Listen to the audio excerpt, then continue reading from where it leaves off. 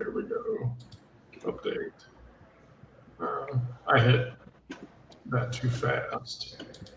And now on Substack.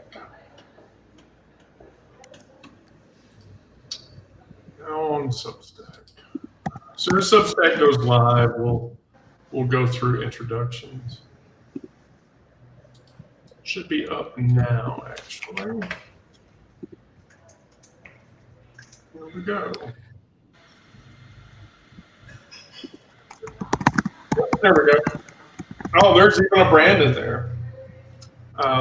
Thank you for watching the chat, by the way, Brandon. Welcome, everybody, to What Survived the Morning.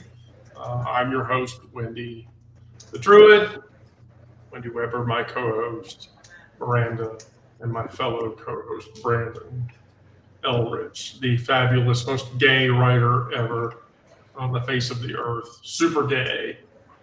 I don't know. On Pride Month, no less, but I feel sad because I can't celebrate Pride in Atlanta because Pride in Atlanta doesn't happen until October, and that's very sad. I kind of like that, though, the fact that they spread things out beyond just June, because I don't know, it seems like the month of June's over and it's like nothing more.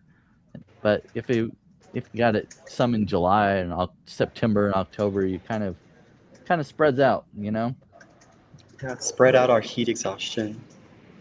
Yeah, that's so Brandon, did you participate in any Pride activities over the weekend? Nope. Well, okay. I got up and felt like, well, I wrote an article about it, actually. Oh, tell us about it. I said, send in the coyotes and drop the ceiling fan. I'm just done. I just didn't feel like I felt completely unmotivated when I got up on Saturday and kind of what's the point and all that kind of stuff. So I did not. I mean, I think we all feel that at random times. I mean, there's like an exhaustion that happens because I don't know.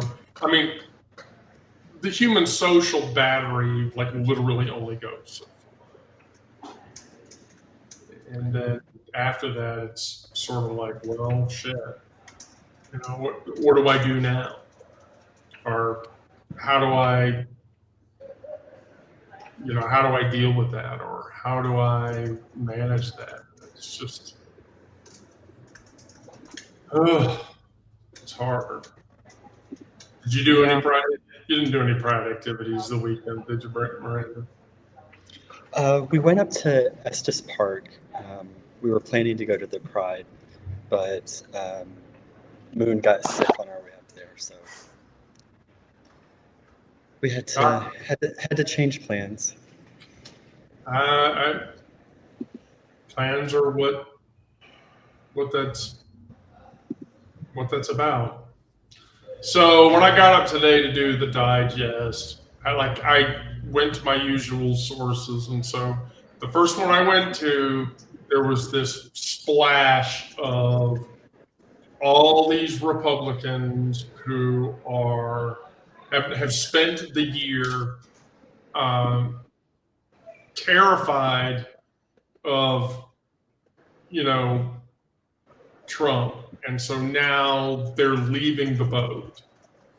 So there are like en masse. I mean, like the last time articles of impeachment hit the floor, like 6 senators who are GOP senators said, yes, it's time to impeach him.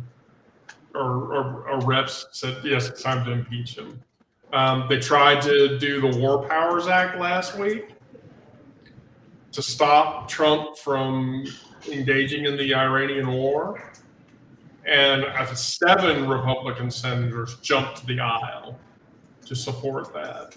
But then the Senate defeated it.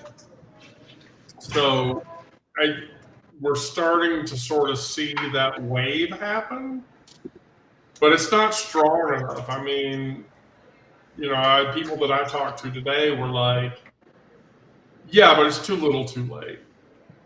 Those assholes dug their own grave,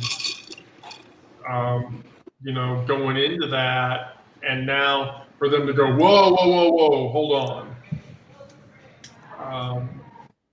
On top of that, Orange Shit Pantser has said that the ballroom needs to be finished so that the drone installation that goes on top of the ballroom can protect the White House.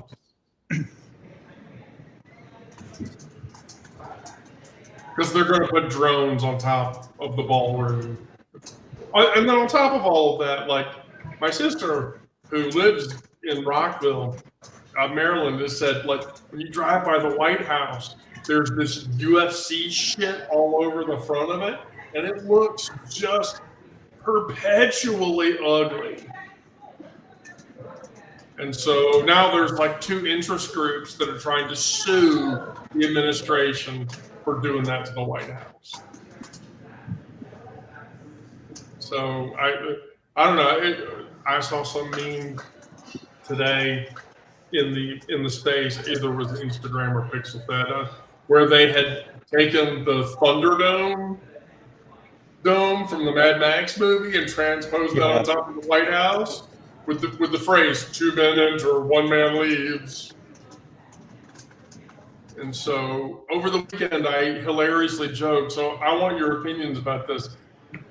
So if there's going to be a UFC fight in front of the White House, does that mean that Trump, in like communist-like fashion, gets to walk up to a big crowd of people and go, like the Roman emperor? Is that where we are? Yeah, it's something like that.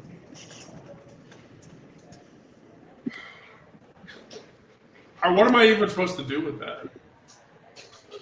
What do you guys think we're supposed to do with that? Because I have no idea. I don't know. They're trying to give us bread and circus. They're not giving us any bread. They're giving us extra circus. It's all ridiculous.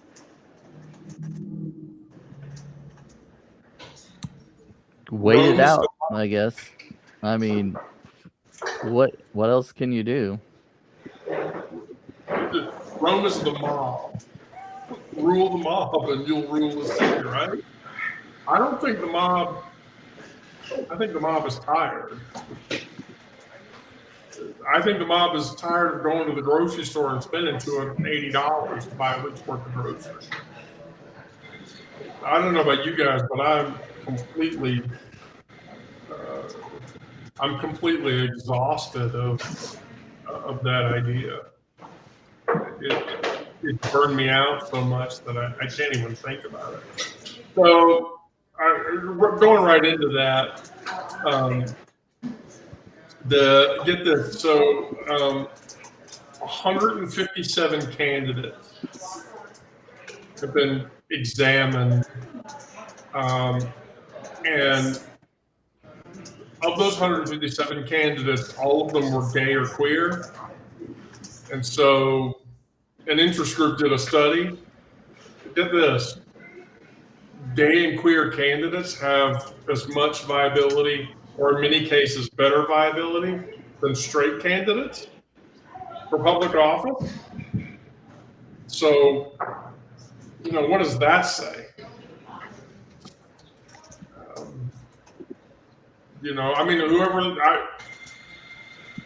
I'm happy that McBride is a House member, but I would never have thought in my lifetime I'd see Bride take office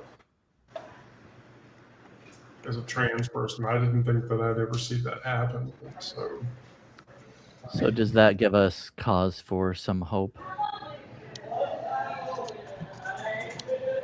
I think that it does. Brandon, what kind of hope does it inspire in you? That people are getting tired of what they're seeing and they're like, okay, well, maybe we should go a different direction. Maybe we were wrong about supporting certain people, and maybe we need to look elsewhere. So over the weekend, Saturday Night Live did a bit where it's a mom and the family, and they're doing the intervention, and the mom is like, okay, I'm going to tell you, maybe I was wrong about Trump. And then the family is all like, oh my God, finally, you're a fucking idiot. But I mean, I think that's the case for a lot of people. I think there are a lot of people who wanted to believe in him, and it turns out that they couldn't. And so it's like, well, what the fuck do I do now? And so you have like I checked Rasmussen this morning. And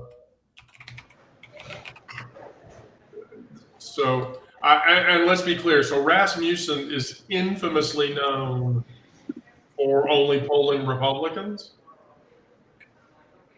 versus Discuss or Ipsos or one of those other sources. But I prefer Rasmussen because Rasmussen polls Republicans only. They're infamously known for this. And currently, idiots like strongly disapprove rating is 50%, and his strongly approve rating is 24, which means he's 25 in the negative with Republicans in total. Again, assuming that Rasmussen continued to only poll Republicans. They've been known for that for quite a while, but that's, and so the starting way back at the beginning of his term, where, the approval was higher than the disapproval, it's getting wider and wider. And I mean, it's getting so bad now that like Bill Maher can fucking, say bad shit about Trump, and it just upsets him and causes Trump to attack Bill Maher on Truth Social and shit, get under his skin or whatever. It's like, well, fuck. So with that, I'll just go right into today's narrative. So yes, I quoted Pat Parker, and Pat Parker says, "Brother, I don't want to hear about how my real enemy is the system. I'm no genius, but I do know that that system you hit me with is called a fist," and it is. Parker wrote that to men on her side who kept abstracting what she was writing, her pain, into theory. Read it against today, and it still draws the same blood as it drew, elsewhere. The fist in the dried up oceans that are happening, the fist in the booth that punishes a soft voice as a name. Naming the system is not naming the hand, and the hand is what hits you. And so I then ask, whose comfort am I or was I protecting? So from my perspective, mine. I have to say it plainly, my comfort. It was so much easier to say, oh, it's just structural transphobia, than to name the guy who said the thing, the lawmaker whose hand is on some bill that decides whether I get hormones next year or not, the platform that wrote the policy that calls it safety. Abstraction is an anesthetic, and I've used it on myself. I've dosed myself with theory so that I didn't have to feel that specific knuckle from that specific fist on the side of my face. And let's be honest, I'd love for fists to go into other places than against my face. Well, You're more adventurous in that way than I am. But naming the system is not naming the hand. And the hand is what actually hits. So when I blur the fist into the discourse, I'm telling myself, I'm being sophisticated. I'm seeing the bigger picture. I'm not. I'm flinching. I'm protecting myself from the cost of looking directly at who's swinging and what it would ask of me to swing back. And the ones with no comfort left to protect, they already know that name. They've always known it. I was the one that was pretending not to. So, Brandon, whose comfort are you protecting? I mean, I used to protect my family's comfort, really, I guess, to make them not have to deal with confronting something that went against their beliefs and morals. Because partly it was kind of a, I don't know, I feel like partly it was an outnumbering kind of thing. Like, I'm the only one that feels this way. I'm the only one that's supporting myself, and everybody else is kind of against me, feels differently and believes differently. So I was kind of cowering to that, I guess. Trying to make it more comfortable for them to deal. And in some ways I still do, I guess. But I'm more trying to protect myself and live the way I want to, while not like putting it in their face or anything, Just like, but you're living the way that you want to, right? Yeah.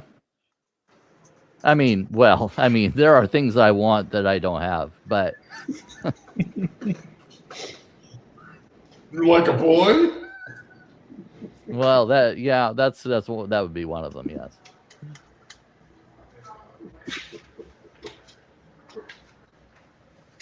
But what else? I mean, really, at this point, Brandon, other than a relationship, what would make you the happiest? I mean, money would help. I know money doesn't buy happiness, but it sure can make you comfortable while you're unhappy, I try to be altruistic or whatever. I mean, I work for a public sector software firm, and that's not a high-paying job. It's fulfilling, but it's not a high-paying job. And it keeps me happy. But, my writing and, my daily effort, that could be better. Support from others always helps. So I think all three of us are in that boat, whether we want to accept it or not. But yeah, I get it.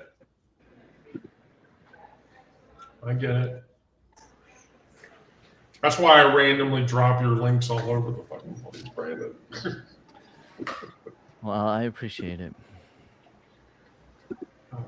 I randomly advertise for you as often as possible.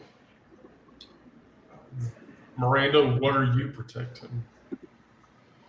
Well, I mean, it used to be my family as well, protecting their comfort. Um, and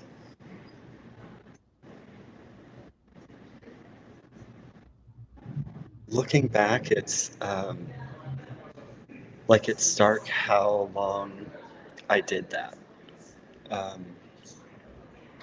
Because I started trying to express who I am whenever I was a kid, but they always shot it down. And, um, like I remember telling my mom, um, I don't want to be the little brother anymore. And the response to that was, um, to be told that, oh, we have this perfect little family with one little girl and one little boy, and you're the boy, and you have to, and then all the baggage that comes with those expectations. Um, so, I lived for their comfort for a long time, to the point where it was destroying my life. And then I was like, no, this is my life, and I'm going to do it my way. So I do. Didn't you have family visiting recently? I did. Not asking you to expound because, I know how triggers go, but did you experience any negative impacts? No, my in-laws were actually behaved a lot better than I expected them to. Wow. Okay. Cool. So they're conservative Christian people, so they have theological opinions about who I am, but um, they were great. Things were a little awkward with my dad, based on some harmful things he said to me last time my parents visited. So I just avoided being alone with him so he couldn't unload another round of I miss my son nonsense. Yeah. When you said that before, Miranda, it was that was that was almost viscerally painful to me personally. Um, I've never had my father say that to me necessarily, but I've also had my father tell me, I will call you Wendy, but I am never calling you your daughter, my daughter. Okay, even for somebody as progressive as my father to say that still hurts. Yeah. I hate to use a quote, but and I hate to use this specific quote, but castration hurts, whether it's surgical, emotional, mental, or whatever, and that's what that feels like. That feels like emotional castration. It feels like there's a cutting there. And when you experience that, it's painful, and you have to, deal with that. I mean, whenever it's isolating, it's, it causes any number of negative feelings. Yeah. And those feelings are valid. I mean, those are feelings I felt. I felt emotionally castrated when my father said, I will never call you my daughter. I will call you by your chosen name, but I will never call you X or Y or whatever. It's like, Yeah. It's like I'll do the thing that is polite and expected of me, but I won't do the thing that is really right. Versus both of my siblings, my brother Daniel and my sister Jordan, who, whenever I talk to them, they call me their sister. And they don't ever misgender me. They don't ever. And so from that generation of my family, I can expect that. And there's a comfort in that, but older generations of people, it doesn't happen. It just doesn't happen. Which goes right into the next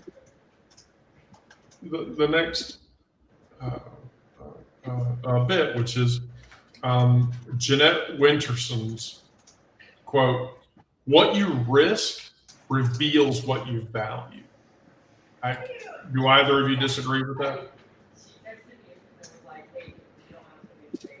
No.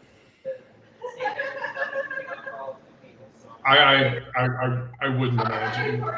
I wouldn't imagine that. Jeanette is asking you something plain and almost merciless. Not what you believe. Beliefs are cheap. Beliefs cost nothing at the door. It's what you risk. So there's a Portland ferry queer person who is stockpiling food for strangers just to risk their own comfort. The candidate who refuses to flatten their own voice risks the 7 points. You can read values straight off. Your risks the way you read a fever on a thermometer. And so then I ask myself, what did I risk today? I didn't risk anything in what I said. Saying is free. Saying costs nothing at the door. I can post the flag. I can say the words in the bio. I can perform belief on good days when it's safe. But this week, I wired money I didn't actually have to in the name to a name I'll never meet because they needed it more than I needed the cushion. This week I kept my voice in my own register on this broadcast even, instead of just sanding it down to a pitch that gets me believed faster or hassled less or clocked slower. When I went to breakfast at Waffle House yesterday, same difference. That's the thermometer reading, not my belief. You can read a person's values straight off their risks the way you read sickness off a thermometer. And the number doesn't lie even when the mouth does. A stranger watching only what I was willing to lose would learn more about what I love than a stranger listening to everything I ever claimed to be. So that's what I risked today. That's what I risked this week. That's what I've risked over the last 2 weeks. I risked revealing things to 2 people that I love very dearly. It's not end well. But I had to. I didn't have a choice because I love them and because I care about them. And I still lost in the end. But that risk far exceeds anything in not taking that risk. And the fact of the matter is, I love both of those people still very much. And it hurts. It's painful. So, what did you risk this week, Miranda? What are you going to risk? I don't even know. Going to the coffee shop? There now. How many times of the week do you go to the coffee shop? Like 2 or 3. Only 2 or 3. Mm-hmm. Only 2 or 3. I wish I had a coffee shop I could walk to. I can walk to a Waffle House. I can walk to, I shit you not, take one flight of stairs and I can walk to a package store and a smoke shop. That's kind of surprising. Usually coffee shops are everywhere, or at least a Starbucks somewhere close. There is not a walking distance friendly coffee shop within Wow. the space. Yes, within the space that if they put a Starbucks or if they put an independent coffee shop across the street from where I live, like this building that you see behind you, because this area, the neighborhood that I live in, is going through gentrification. So there will be a coffee shop at some point. And so if there's a coffee shop in there, oh fuck yes, I'm walking over there. Oh hell yeah. Oh hell to the fucking yeah. Am I walking over there? Hell to the fucking yeah. Am I walking over there? But just living and breathing is risking things at this point. Yeah. Just living and breathing is a risk in and all and of to and within itself.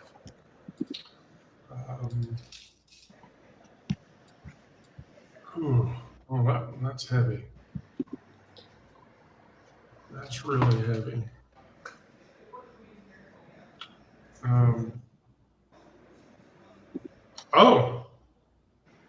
We might get Onyx to drop in.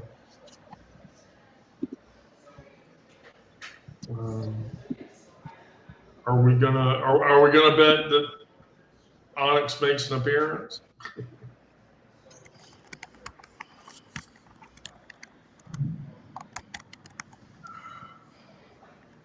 I don't know. Her message is kind of vague.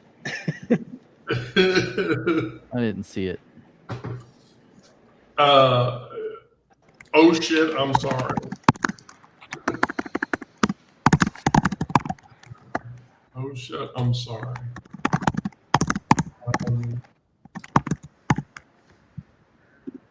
Oh shit, I'm sorry. All right, well, while we're waiting to see if we see Onyx join, I'll go right into the next statement. So, Andrea Gibson. Did you approve of my Andrea Gibson quote, Miranda? Of course I did. Okay. It's always good to use their quotes. I am not brave. I've just decided I'd rather be a question than an answer. The world is not ending. It's only changing its mind. And that was from her final collected work because she died last year. So Gibson, who died last year, knew the difference between hope and denial. The day cost something. A small, constant tax of staying awake, to walking to a ballot booth, to fighting against the slush fund, to pay a bunch of people who attacked the Capitol hundreds of millions of dollars because they were treated unfairly. Honest opinion, which of you honestly feels like any of those people were treated unfairly? They got a get out of jail free card after all that they did, and a lot of them have since committed more criminal infractions. It's ridiculous. Yeah, right. Recidivism, the recidivism of people who were right, and like for the most fucked up shit, there's like 5 of the January 6th rioters got arrested for CSAM. Mm-hmm. But this country has always paid reparations to the wrong people.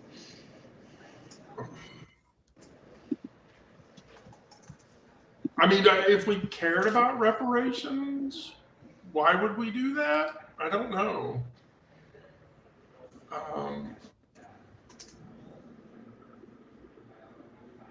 So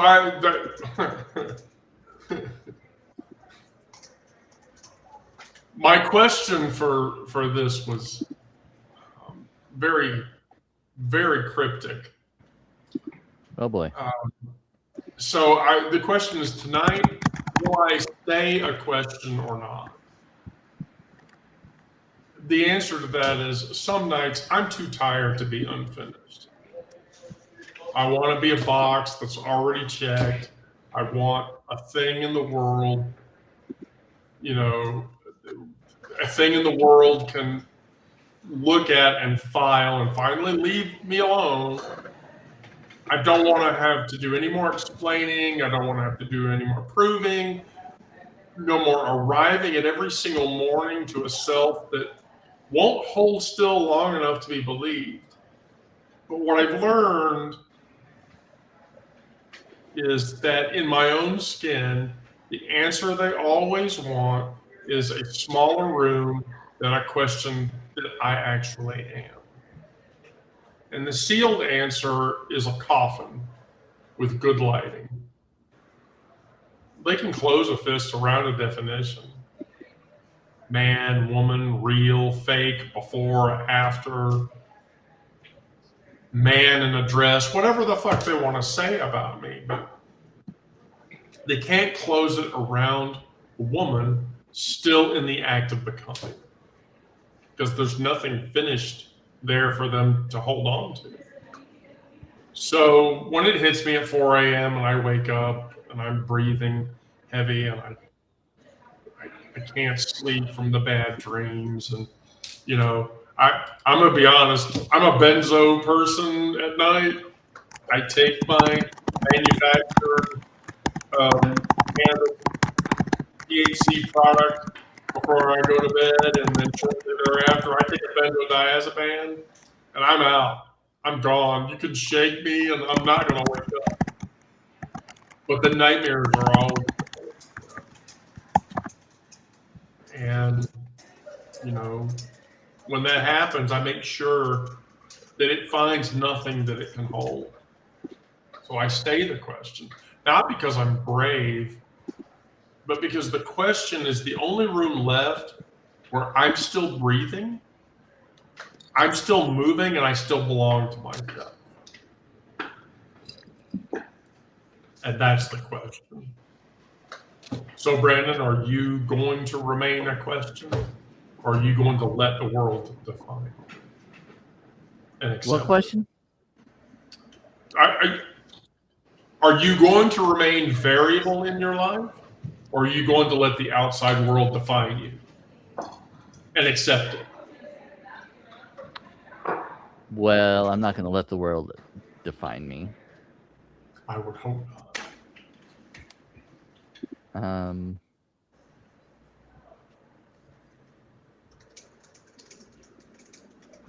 I'm not sure I can even define myself, so Why not? sometimes I just don't know. I change from. I'm up in the air sometimes. I don't always know which way is up, which way I want to go. Did you change this week in some dramatic or miraculous way? Oh, not particularly.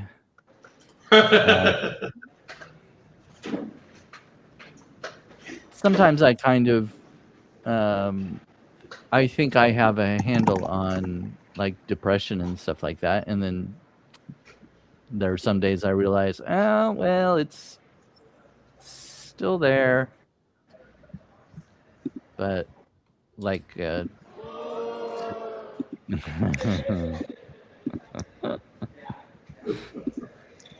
The studio audience is here to support you. Yeah, that's right.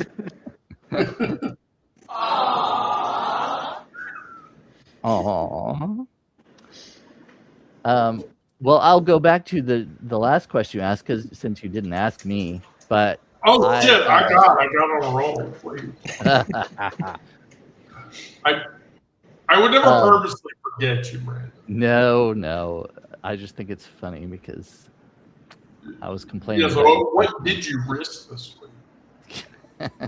I risked being vulnerable today when I put out my article about, because I was admitting to kind of reverting back to a little bit of depression, and to be vulnerable about that is kind of a risk. Partly because, I write a lot of humor and satire and everything. Maybe people don't want to hear about my struggles about serious topics like depression or whatever. And maybe people would lose interest, but I try to be real, and so I think that's a risk. Well, I mean, you're talking about send in the coyotes and drop the ceiling fan. Yes, yeah, that one. Yeah, I got to the part where you said I started writing a Substack note to express some of those feelings. Yeah. But I realized that as much as I had to say, it would probably hit character limit. Yeah. I posted a short one and then began this article. Right. Then I lay down underneath the fan of my living room hallway, willing it to become dislodged from the ceiling and fall on my head. That hit me really hard, Brandon. It didn't hit me. It stayed up there. Yeah, it stayed up there. The Jedi mind trick doesn't work on a ceiling fan, no matter how hard you will. The ceiling And fan. no pack of coyotes or dingoes came out from the woods to get me. So I'm still here. But probably the most powerful out of that was the very end. Sometimes you hope for things that don't work out. My expectations for last year's Pride Tour weren't met. It didn't stop me from enjoying it. And I'm disappointed that I couldn't do one this year, but I can't look at that as a failure. I simply recognize and accept that it's not what people want. It may also be about timing. Maybe next year, attitudes, motivation, finance the same. Until then, I'll keep plugging away. I feel the same way. A large portion of my modal change was to embrace an entirely different audience. Here's the thing. That's a slow audience to build, but now that audience engages, and there's discussion that happens back and forth. And there's more discussion in that space now than I was having on Substack, and I have to fend off a lot less fucked up Nazi, transphobic, bigoted people in that space. Yeah. And so, there is a large vein of untapped queer individuals in that space. And the thing that the queer individuals in that space appreciate is the very thing that you're talking about, which is not AI written shit and not AI influenced shit, and just people just churning their writing, and then people talk about it. I mean, I had somebody in that space tell me today, you're doing good work, and just keep doing it and keep being persistent. I had to explain to somebody recently the difference between finality and perseverance. And this is something that Brandon, I feel you could learn from this. So what finality says is, I don't want to be here. I want to lay on the floor and I want the fan to fall on my head. What perseverance says, however, is I'm tired of carrying this. I'm tired of carrying that weight. I don't want to carry this weight anymore. I'm not going to. I'm going to be transparent. I'm going to be real about what I'm feeling. Or I'm going to say, I'm depressed. And there's a reason why I'm depressed. And manifest that. Am I depressed? Yeah, I am. I lost two things that I loved very dearly. And am I depressed? Yes. My writing is as successful as it was. Do I do things to mitigate that? Sure, of course I do. Every Monday and Friday, I've decided to finally go back to just doing broadcasts at night again. Just because now I have the space and time. Did one last night and played a bunch of video games and was happy. That distracted my attention away. There was a lot of hilarity involved there, so it was positive. So, do I need help? Yeah, I do. But I'm not afraid to ask, and I'm not afraid to admit that I'm human. Again, that's a risk. I risk telling all of you that because there may not be a reward. And if there's not, that's okay. But I have to be honest about it. There was a period of time I was very disconnected. And in that disconnected state, I might experience so many emotional triggers. Like I went a week and I had like 100 and they were painful. And I was not talking to people about it or how it hurt or how it made me feel. And by not doing that, things got worse.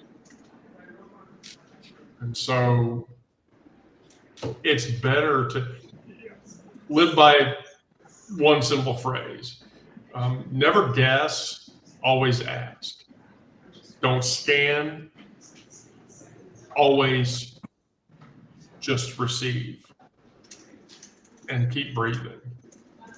If you guess something about somebody, the way somebody feels, the way somebody thinks, the way somebody processes, you're going to get it wrong.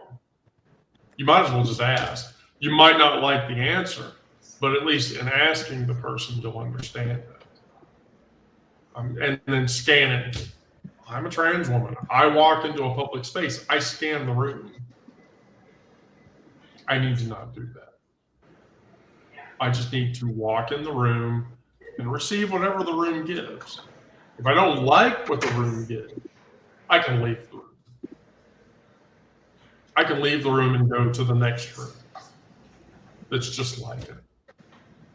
And by doing both of those things, then I become more likely to just keep breathing, which is what I want to do. I want to keep breathing because I want to live, even if some days it's harder than others because the depression's so bad. You probably can't tell, but the depression today was really hard, really painful, really difficult. So,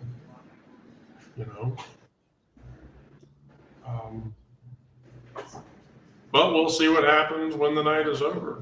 Maybe nothing. Maybe something, maybe nothing else. I don't know. I really don't know.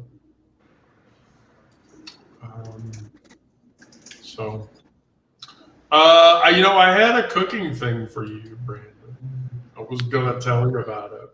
Beans? No beans. Oh. Different type of legume, maybe. Yeah, it's a pantry meal that I had a family member used to do for me when I was young. And the pantry meal is this: pasta, warm olive oil, garlic, a tin of anchovy or a spoon of miso, chili flakes, and half a lemon. So then now I beg to ask you, Brandon, which would you take, the anchovy or the miso? I don't know if I've ever had miso. What? You've never had miso soup before? I don't think so. I mean, the only experience with anchovies is Caesar dressing. Caesar dressing.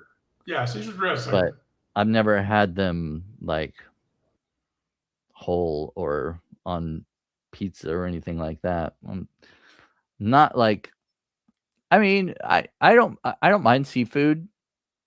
I'll eat fish, crab, lobster, but so anybody in the audience is free to dispute me on this, but basically, so miso is salty, savory, with just a hint of sweet attached to it, because it's basically umami. So it has almost like, can't believe I'm going to say this. It almost has like a tangy, funky flavor. No, it does not taste like. I know immediately where your brain is going, and no, it just. I recognize that description.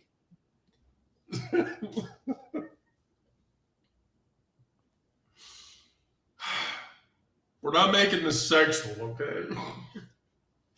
I didn't say anything. I just said I recognize the description. All right. I'm just saying. But basically, you toss the pasta. Then you throw the water. You throw in a handful of Parmesan. You mix everything else together, and that combination of flavor blasting is enough to feed a room full of 4 people. Versus the thing I did over the weekend, which was cooked chili. Oh, I have a great chili story, by the way. So here's my really killer chili story. So I went to make chili for the kids because the kids were here.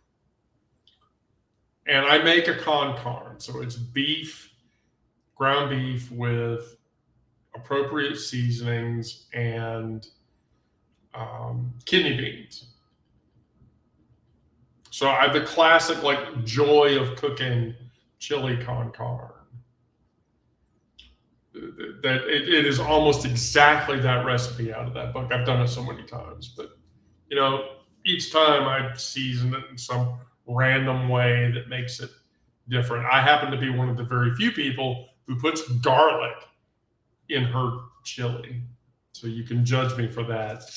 Where you are so inclined, Brandon. But here's the problem: my grocery delivery did not include tomato sauce.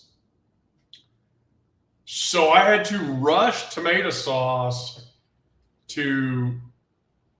or basically run to the grocery store really fast while my ground beef was already browned. And so here's what happened.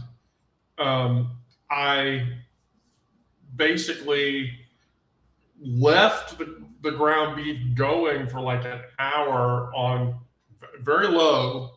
So it was still cooking, so to speak, in the kidney beans. And I didn't drain the kidney beans, so the kidney bean water was kind of coalescing between that. And here was the thing: it was one of the better crock pots of chili I've cooked in a while. Because instead of leaning on the crock pot to cook the chili, I just had it on low on the stove until I could get a can of tomato sauce. which proved to be very interesting. So, Well, are you maybe doing any? you should forget the tomato sauce more often, and Yeah, maybe I should forget or not so readily rush to grab the tomato sauce. yeah. Not so readily rush to grab the tomato sauce. So are you doing any cooking shows this week, Brandon? I don't very often plan them, but I mean I try to do one a week. I didn't do one this last weekend. I usually do it like closer to the weekend, but I didn't do one this past weekend. I guess you'll have to do 2. Oh yes, probably. I don't know. Well, the other thing is I don't like.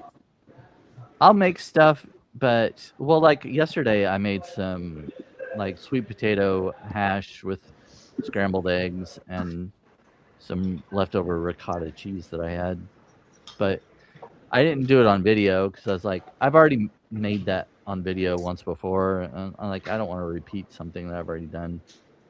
And the other thing is, if I make something like a cake or whatever, I can't eat all that myself. I've got to do something with it and either freeze it or, I don't know, take it somewhere and give it some of it to somebody else or something. And there's all the ingredients I got to buy for them, everything. So I don't know. There's just lots involved in doing a cooking thing every week. Yeah, but I love seeing you naked in an apron. Well, I love seeing you naked in an apron.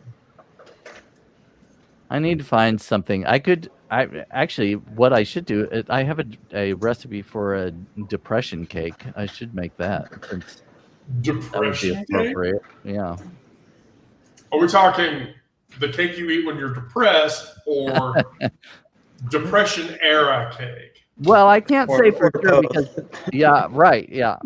Because the recipe, the name of it just says depression cake, so you can take that however you want it, I guess.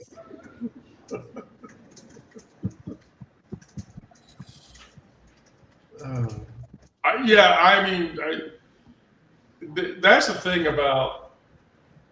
I swear, you and Dylan Hollis were just separated at birth. Because that's all Dylan B. Hollis does is dig up old pre-1970 baking shit, bakes it, and then brazenly, so are you familiar with the term mukbanging? With what? What? Mukbanging. No. So mukbanging I've is heard that in a long time. Yeah. So mukbanging is a Korean thing, and here's what it is. It's a social media phenomenon where a person is preparing food, and there's asmers, like the sound of chopping happens during the video, and at the end of the video, the mukbanger eats all of the prepared food. Oh. Like all of it. Yeah. And so it's how, like, the Zach Choi, look up Zach Choi. He's on TikTok.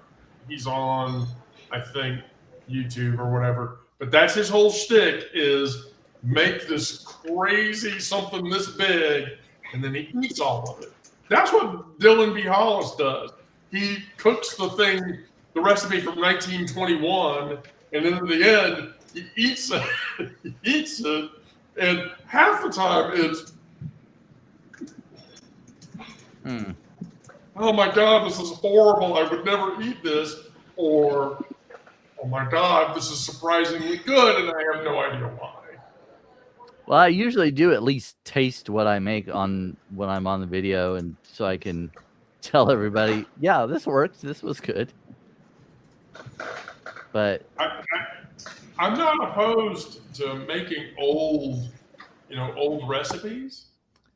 Well, that's what I've been doing lately. I've made several recipes from this cookbook I found. It's a bicentennial cookbook, and this year, of course, it's 50 years old. So I figured this would be a good time to do some recipes from it. It'd be kind of cool to bring those up. So the depression cake is one of the things I found in this recipe book, bicentennial cookbook.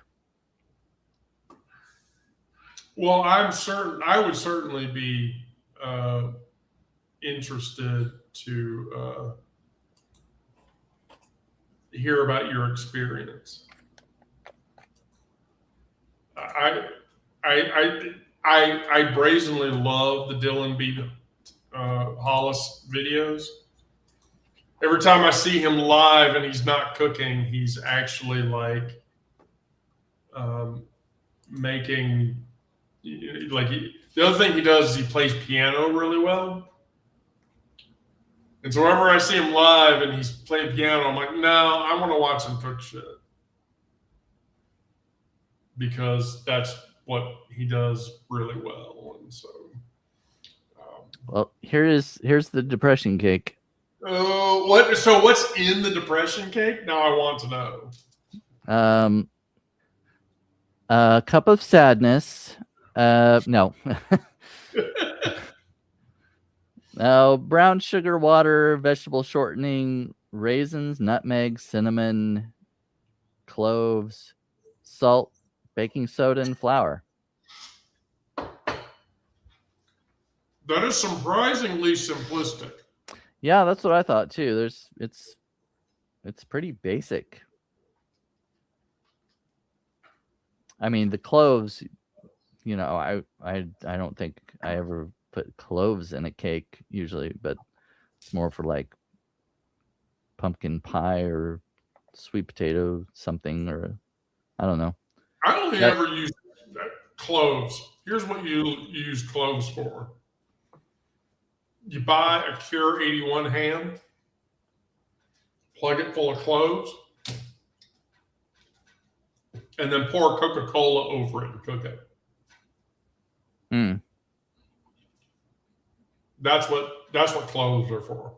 Certainly somebody else is going to tell me what other value they have.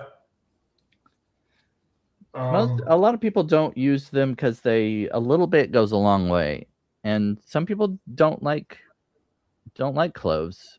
I think they're fine, but they're often used in pumpkin pie or different kinds of, maybe even apple pie. I don't know. There's some kinds of pies that have cloves in them, but I very rarely use them. But I don't mind the taste of it. The taste, nor the smell, nor the aroma is good. It's an enjoyable. I think it's an enjoyable experience. So I might be making depression cake this week. Wah wah. Well, I want to hear about your experience. So please share. I will. Please share. Well, we're right at about the hour mark for the afternoon, per the usual. Do you have anything to close out, Brandon?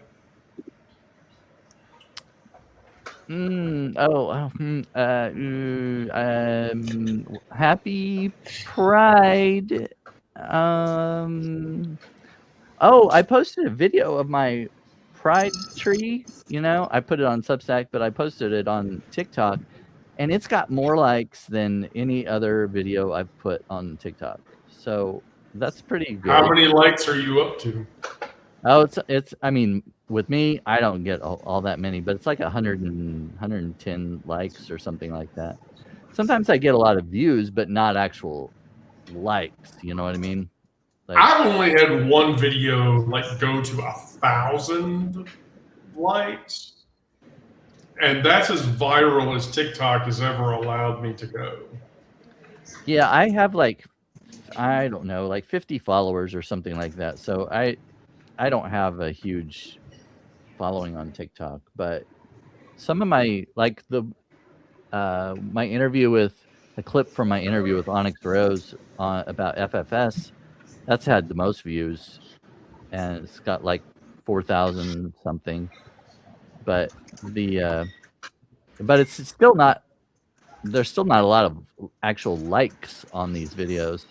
But this one, for some reason, I mean, I've gotten, you know. You're up to like, 120 likes because I just liked it. Oh, okay. Yeah. Well, You should clean up the comment section though. You got some haters in there.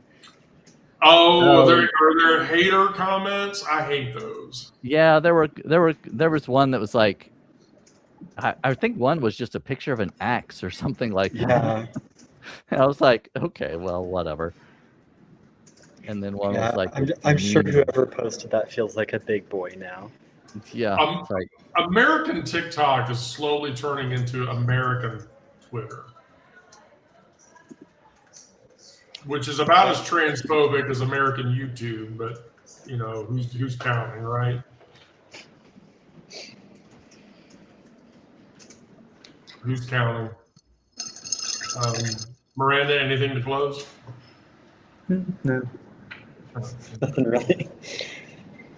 Well, look, you carry it all with you now. You know, the burning boats, the welcome bags, the senators counting, and the witches who are stockpiling. The world is a very heavy place, and none of us, not me, not Miranda, not Brandon, Onyx, Sarah, not Kira, not anybody, were ever meant to lift it alone.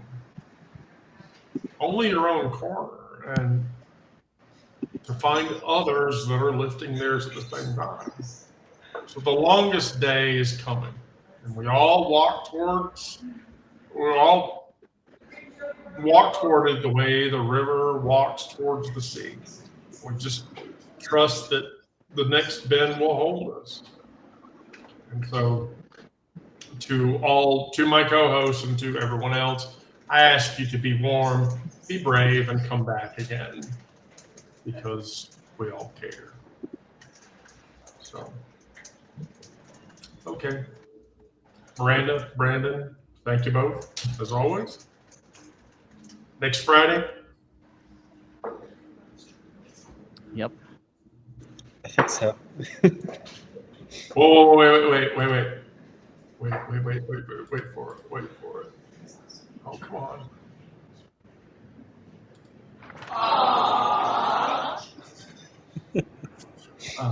Goodbye, everybody.